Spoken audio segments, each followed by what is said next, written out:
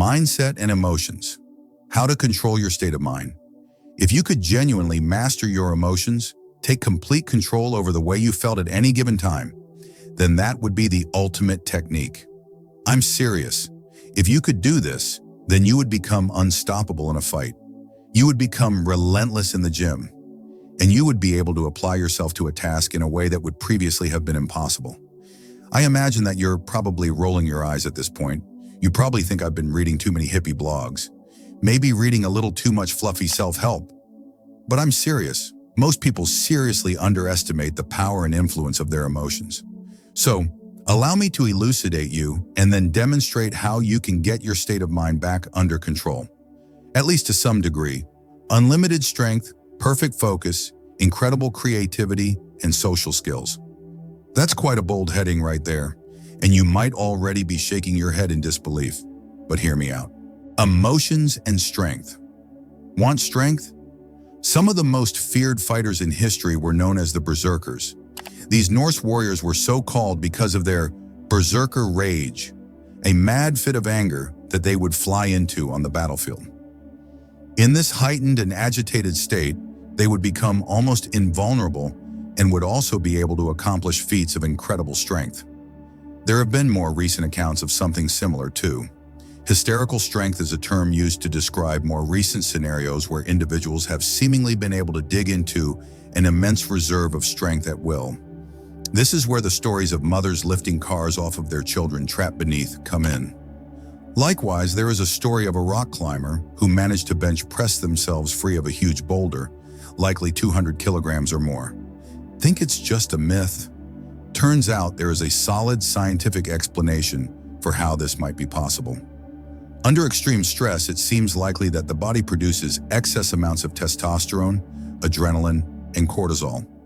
These hormones increase the heart rate, focus, awareness, and muscle tone, and that is where the extra strength comes from. Actually, it goes a little deeper than that even. You see, all of us have limits to our strength imposed by our minds and our biology. When you go to lift a weight, you do so by recruiting muscle fiber, little bands that make up the muscle and contract in order to give us our strength. The most muscle fiber that the average person can recruit at once under normal circumstances is around 30%. The most that a highly trained athlete can recruit is closer to 50%. So a highly trained athlete is only capable of tapping into roughly half of their maximum strength. This is what we mean when we refer to a mind-muscle connection. Ever seen someone get electrocuted in a movie? Think Jurassic Park? As you know, the idea is that the individual will get flung across the room into the far wall. What throws them? Their own muscle. The electricity causes all the muscle to contract at once, which creates such a jolt that the person goes absolutely flying. Imagine if you could harness that power and use it to leap up onto a roof. The reason we can't access so much of our strength is A, that it would likely cause us injury as we would break a muscle, pull a ligament, etc., and B, that it would fatigue us. If we were to use that much of our muscle power in a single movement, we'd have no energy left for anything else. But under the right circumstances, being able to dip into these huge reserves of strength is incredibly useful. And adrenaline and other hormones, under the right conditions, allow us to tap into that power. Studies show that yelling in the gym can actually increase adrenaline and thereby enhance muscle fiber recruitment, resulting in strength improvements. Now imagine if you could tap into even just 80% of that power at will, simply by harnessing your emotions. Emotions for calm, collected focus. But there's only so far that being able to leap tall buildings and punch through walls will get you. In the real world, physical strength isn't really what matters. This then is where the flow state comes in. A flow state is often described as a state of calm, focused bliss. It is what happens when the world seems to slow down because you are so intently focused and engaged on what you are doing. Have you ever opened a cupboard and seen everything fall out but moved in super fast motion to catch it? That's a flow state. More often we hear about it in extreme sports.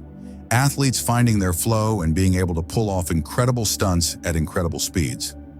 Outside of physical activities, it is seen in music. When the entire band synchronizes during a jam, this is a type of flow state. When you have a conversation with someone that lasts all night, that's a flow state. When you're writing a book and you write so long that you don't even notice the time passing, that is a flow state. Studies show us that executives in flow are hugely more productive than those that aren't. The same goes for startups. So what is flow? Essentially, it's another emotion, another mental state that is triggered by the release of hormones and neurotransmitters. In this case, it is a subtle variation on the fight-or-flight response, a subtle variation on stress and panic. Here you believe something is just as important as preventing yourself from getting injured. It is just as compelling as fighting for your life. But it is also fun rather than scary. You have the entire attention of your body and mind, which brings about a release of excitatory hormones along with calming ones, and those related with bliss, such as anandamide. This actually suppresses activity in the prefrontal cortex, triggering a state known as temporary hypofrontality. This prevents us from worrying, from second-guessing, or from overthinking. We just do. It's the opposite to how most of us live our lives today, and that's why many of us are filled with anxiety, frozen with fear. Imagine being able to talk up to a woman or man in a bar and deliver your wittiest conversation ever. Imagine being able to talk in front of an audience with passion and conviction and enrapture them completely in what you're saying. Imagine being able to work on the projects that matter to you for hours on end without even looking up. No fear, no doubt, no bursts of anger or unwanted emotion. And this is when our best work is done. This is when we are happiest. Many people try and live their lives in flow as much as possible. The problem is that most of us are full of anxiety and busy with chores and things we need to do. These limitations leave us stressed, anxious, and busy, and they take our mind out of the moment. Our entire body and mind cannot possibly be in sync when we are worrying about debt or what our boss said at the office. Entering flow means being in the moment, which not only makes you happy and confident, it makes you unstoppable. Creativity. Changing your emotions can even make you more creative. The opposite of a flow state is something called the default mode network. This is a network of brain regions that spring into action when you are engaged in boring, repetitious work or when you are just relaxing. This is what happens when you allow yourself to become completely at ease and let your mind wander. Now, many people give this mental state a hard time. They say that this is when your inner Woody Allen chirps up. This is the opposite to living in the moment. But in fact, this is also when your creativity kicks in. This is the state that Einstein was in when he came up with his special theory of relativity while working in a patent office. This is daydreaming, and that is when we come up with plans, ideas, and more. No emotion is a bad thing. The answer is just being able to tap into the right emotion at the right time. It's about emotional control, social skills, and finally, the obvious power of emotion, social skill. If you want to seem confident, then you need to stop worrying about what others think. If you want to be a leader, then you need to be able to take command, not second-guess yourself, and not get upset and visibly riled when things go wrong. If you want to engage others and make friends and partners, you need to be charismatic, engaging, and entertaining. All these things are based, once again, on having control over your emotions. But the thing is, most of us don't have any control. Most of us sulk when we don't have a good day and put ourselves in even more of a funk. Most of us are scared when things are wrong. When we're stressed, we argue with our partners and avoid important work in the office. We sabotage ourselves, undermine ourselves, and struggle to get things done, all because we can't control our emotions. Taking control. So how do you take back control over your emotions? There are multiple ways, but let's address two important points: physiology and mindset. Physiology refers to the fact that your emotions are really an extension of how you feel. Emotions describe things like happiness, sadness, anger, fear. We think that these emotions are born from our minds, but a lot of the time, that's not the case at all. Rather, emotions come from our bodies. Emotions come from feelings which include things like hunger, tiredness, hot, cold.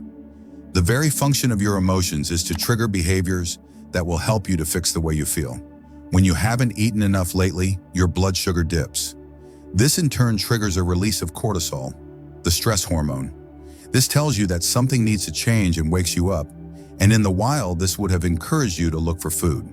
When you eat, your blood sugar spikes. You produce leptin and serotonin.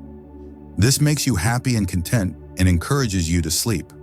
Eventually, serotonin converts to melatonin, the sleep hormone. So in other words, the way you feel is often the result of your physiology, and that changes the way you think. You think you're angry because you had a bad day? Possibly. More likely, you had a bad day because you're angry, and you're angry because you didn't sleep. You're in mild pain. You haven't eaten enough. You've eaten the wrong things. You get the gist? So one way to change your emotions and to take back control is to acknowledge this. Firstly, recognize that if you're angry, it's probably due to physiological reasons, and it will pass. At least it won't seem so bad later. Secondly, seek to change this. Eat something. Sleep. Take the cue. Learn to follow your own rhythms and work when you're naturally most productive. Follow the rhythms of the day and get your circadian cycles in check. And at the same time, look at ways you can directly control your physiology. The very best way? Breathing. If you learn to breathe correctly, using belly breathing to fill the lower portion of the lungs, then the upper portion, and if you use slow, controlled breaths, then you will be able to lower your heart rate and calm your entire body. This will change your parasympathetic tone, taking you out of fight or flight and into rest and digest. Try it the next time you feel overly stressed, overly competitive, or worked up after an intense workout. Your heart rate will slow and your mind will grow calmer. The other tool you can use is something called CBT. Now we're looking at the psychological self-talk aspect. CBT stands for Cognitive Behavioral Therapy, and this is a popular form of psychotherapeutic intervention used to treat phobias and other anxiety disorders. The idea is to look at the content of your thoughts, the self-talk that you give yourself to work yourself into a panic or to calm yourself down. If you are thinking things like, "I'm worried I might fall off that ledge," then of course you are going to be scared. If you think things like, "I'm grateful for my wife," then you will be less likely to feel unhappy with where you are in life. It goes deeper than that, of course. You can use CBT to challenge long-held beliefs and to break negative self-talk habits by challenging your thoughts and testing your hypotheses. This is called cognitive restructuring. In the short term, you can use CBT techniques in order to more honestly assess your state of mind and your emotions, and to then change the way you feel about a situation. So if you were stressed that you had a deadline you couldn't meet and it was ruining your evening, then you might use cognitive restructuring in order to assess the thoughts making you stressed and replace them with more productive ones. For example, you might consider, what is the point of being stressed? Will it make matters better? What's the worst case scenario? Would it really be that bad to tell the boss you can't finish work on time? Are they expecting too much of you anyway? When was the last time you did this? Are there other ways you could lessen the blow? What would you rather pay attention to right now? Combine this with controlled breathing and bring your focus to the thing that is most useful to you right now. In the long term, you can use CBT in order to bridge the gap between your thoughts and your physiology. You see, your physiology and your emotions are designed to drive you toward desirable states: sex, food, shelter, love, success, social acceptance. The problem is that the tasks you need to accomplish often don't get you those things in the short term. In the long term, entering data into that spreadsheet helps you keep your job, which helps you pay for food and keep your family. But in the short term, it just means more boring paperwork. So now you need to remind yourself why you do what you do. And you'll do this not only with words, but with visualization. Picture where you want to be. Picture the wealth you want to have, the success, the satisfaction. Then remind yourself that the things you do today are actually driving you toward the things you want. This is when your heart and mind will finally be on the same page. And that's when anything becomes possible. Taking control of your mindset and emotions can truly unlock unlimited strength, perfect focus, incredible creativity, and powerful social skills. It's about aligning your mind and body to achieve what you once thought impossible. If this journey toward mastering your state of mind resonated with you, please help us spread this powerful message.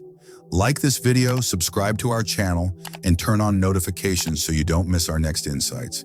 and we'd love to hear from you. Drop a comment below and tell us what topic you'd like us to explore next.